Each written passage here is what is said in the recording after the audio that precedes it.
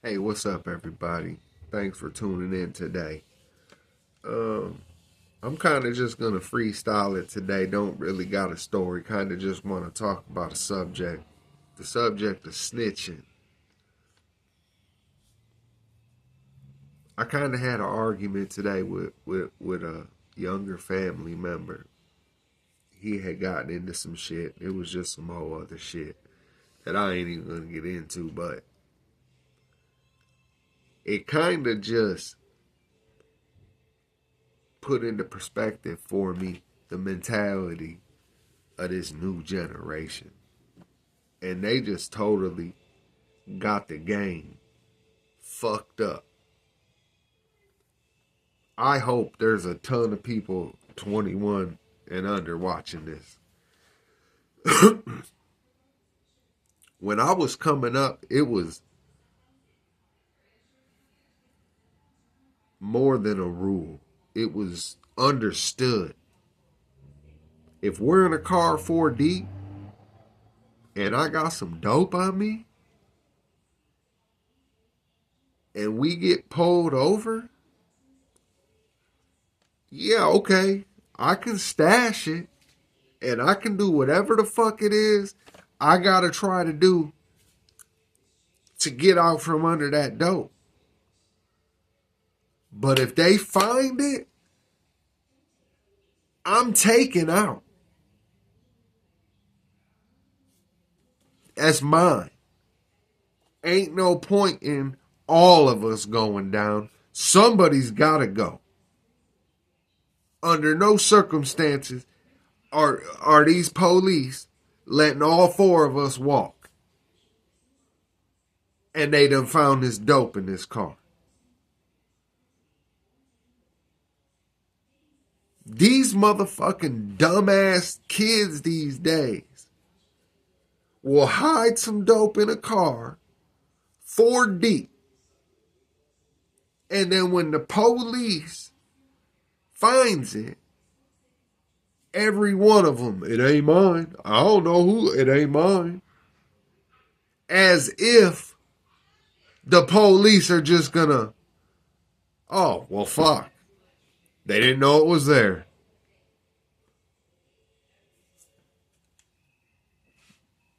You would have got killed when I was coming up. That's a form. Let me tell you, young people, something. Anybody watching, this applies to all of you.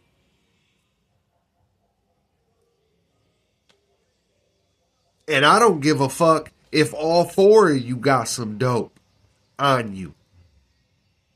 If you got caught, if yours got knocked, you better claim it. That's just called being a man. That's called standing on your shit. That's called being a fucking real motherfucker. That's a real motherfucker.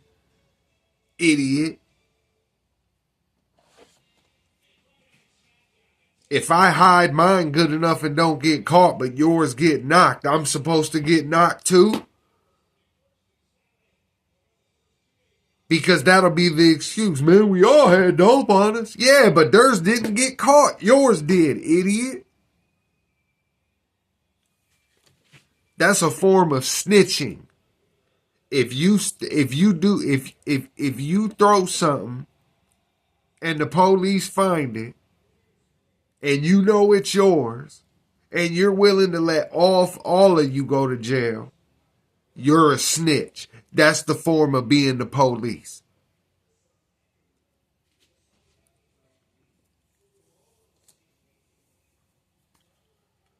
And another thing, blowing people's spots up, bringing drama, going to somebody else's home or area because they allow you to. They've welcomed you. And then you get to doing reckless, retarded ass shit. And then you feel some type of way because the motherfuckers that welcomed you check you about you blowing up their shit. And then now your pride gets in the way and you want to start some shit. Now you want to blow up the spot. You're the police. Or if you, it ain't even got to be about no drama. You just go to a motherfucker's spot and don't got no respect. Just start doing what you want. How does that read? And then how do you have any type of gall whatsoever to feel some type of way when a motherfucker calls you on it?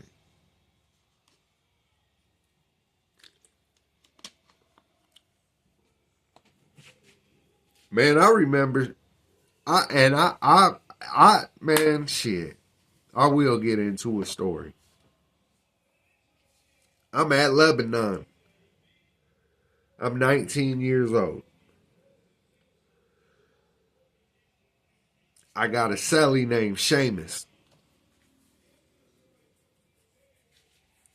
We're the same age roughly, but he had been down since a juvenile. He had been down when I met him. He had like 4 or 5 in, but he was doing 15 to life.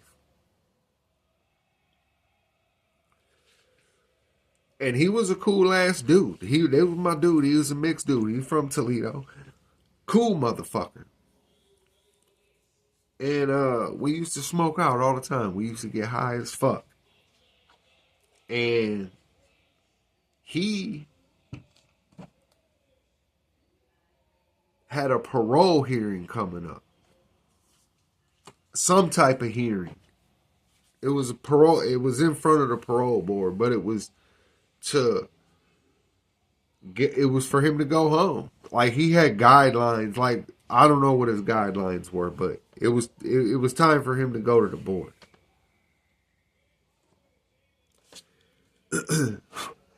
And I'm at work. I'm in the chow hall. And I don't know what he did. I don't know what the play was. The gears are turning, so if I'm talking and confusing you, I'm sorry. I'm trying to remember. But he had put down some type of play. While I'm at work, I don't know anything about anything that's going on. And long story short, he stashes a bunch of weed in our cell. And the police shake us down, search our cell, and they find it. Now that's what it was. He went and copped. That's what it was. He went and just a regular situation. He copped, but then went to wreck. That's what it was. And left the shit just sit in our cell. He hid it, but still. And I'm at work in the chow hall. And again, I don't know anything about anything that's going on. And so all of a sudden, out of the blue, the fucking police, the COs come in the back where I'm at. They put me on the wall, cuff me up, but they don't take me to the hole. They take me to the shift captain's office. And I never forget it. It was this hallway, and there was these 2 or 3 chairs sitting outside, and then there was the door, and that was their office. And when we hit that little hallway area, Seamus was already there. They had already cuffed him up at rec, and they had him there sitting in the chair. And they sit me down in the chair. It was an old school tactic. The police knew that by sitting us together, we was going to get our ducks in order. They don't got to drag us in the fucking office and ring us, because then it's probably going to be standoffish. We going to give them a couple minutes. Now, they didn't say that. That's not how they packaged it, but that's what it was. So they sit me down next to Seamus, and the CO that had come and got me goes in the office. So me and Seamus are just sitting out here by ourselves.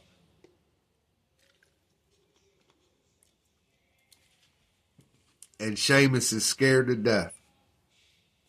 Now, mind you, I don't know this dude from Adam other than these, 4, 5, maybe 6 months I've been in Selly.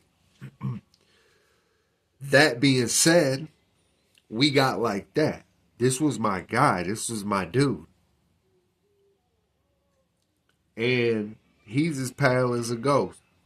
He's scared to death. Tears in his eyes. Because he's literally about to see the parole board in like 2 weeks.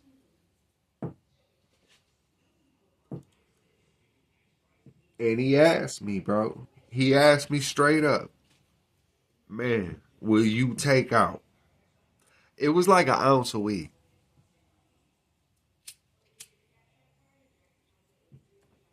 And without hesitation, I said, yeah, hell yeah. Hell yeah. And so I did. I went in there and I told him, man, that shit's mine. He didn't know anything about it. I stashed it on my way to work. He told me where he had it, so I told them where it was at, like I knew, and the whole play. And that's all they wanted was somebody to take out, somebody to admit it was theirs. They cuff me up. They take me to the hole. Me and him were never cellies again after that. I did an LC. I did 45 days in the hole for that. And when I got out, they put me back in D. David, but by that time, he had already had a whole new cellie. I went to another cell. But the point is, while I was in the hole, he went to the parole board. And before I tell you, he took care of me. The whole time I was in the hole, I never wanted for anything. I always had good magazines. I had a Walkman. I had cigarettes, snacks, Kool-Aid, everything. He made sure I was straight the whole time. He goes to the parole board and they flop him. I think they flopped him 5 years. They didn't even let him go home.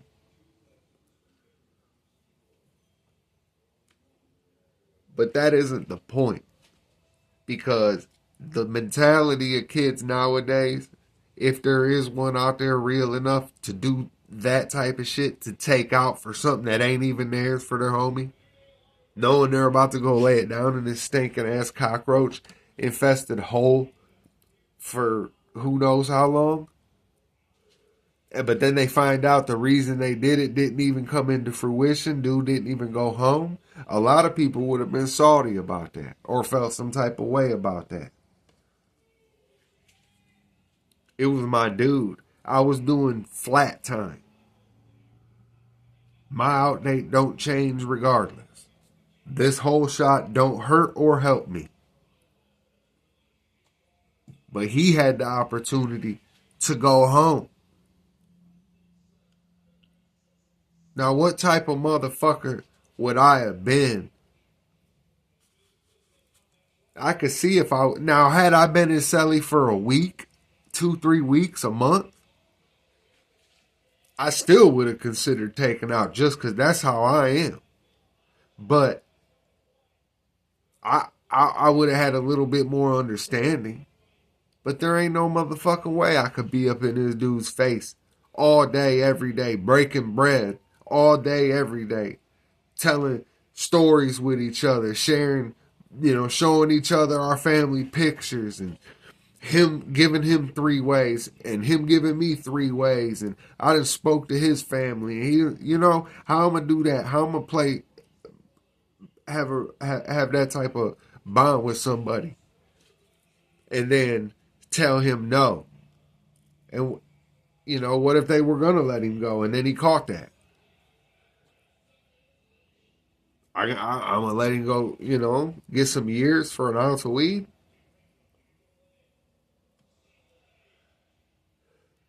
In a nutshell, that's kind of what happened to the younger person in my family today.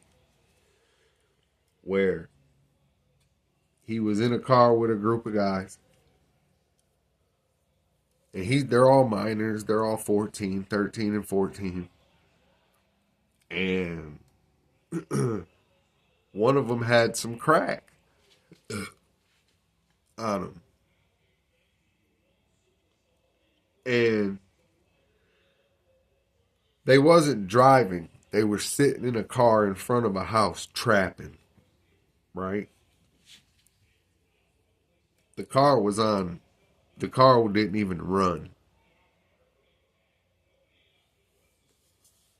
And I don't know if somebody called the police or if the police was just being the police, but regardless of the situation, they got blew down on. And the motherfucker with the dope flung it. And the police ended up finding it. And the motherfucker that threw it didn't want to take responsibility for it. And the other motherfuckers are feeling a type of way because they don't want to say it's his and then be labeled a snitch. But at the same time, he's effectively snitching on all three of you by not taking out.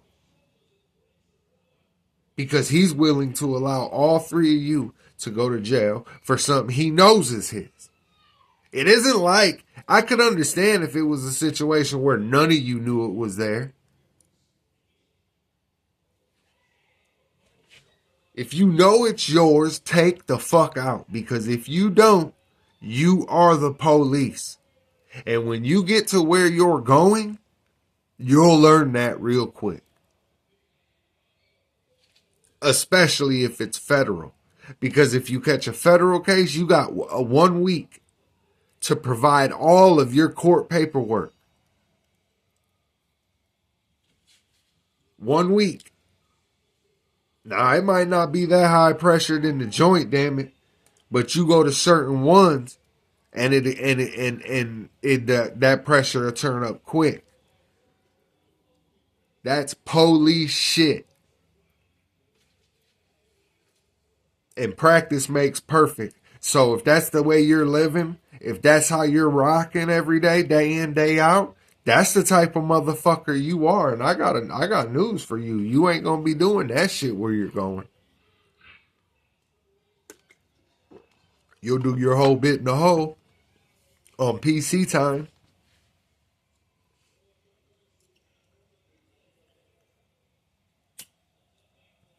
It bothers me. This mentality. I'm far removed from any type of criminal behavior. Really. Honest to God am. And to be honest with you, I'm ashamed of the lifestyle I lived. The first half of my life, it feels like I have two separate lives. Like I've lived two separate lives. I mean that. Like before and after prison. Like I'm two different people. Honest to God. And that other me is just nothing but regret and shame and embarrassment and disappointment. Honestly. But I still had a lot more dignity and a lot more pride than that. I still was willing to stand on mine and be a real motherfucker. If you're going to play the game, play it right. You don't get to make up the rules. You don't get to just freestyle it as you go. Sorry, you don't.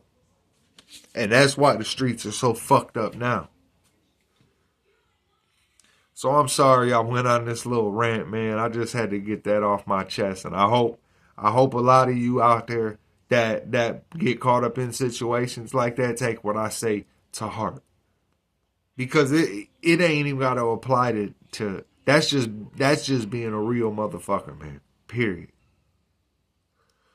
So I'm gonna get up out y'all's hair, man. Thanks for tuning in today. I truly appreciate y'all. Couple more subs, man. We're gonna hit that nickel, y'all. So much love, man. Hit the like and subscribe button again and share the video. Until next time, it's the Hoodie Man. I'm out.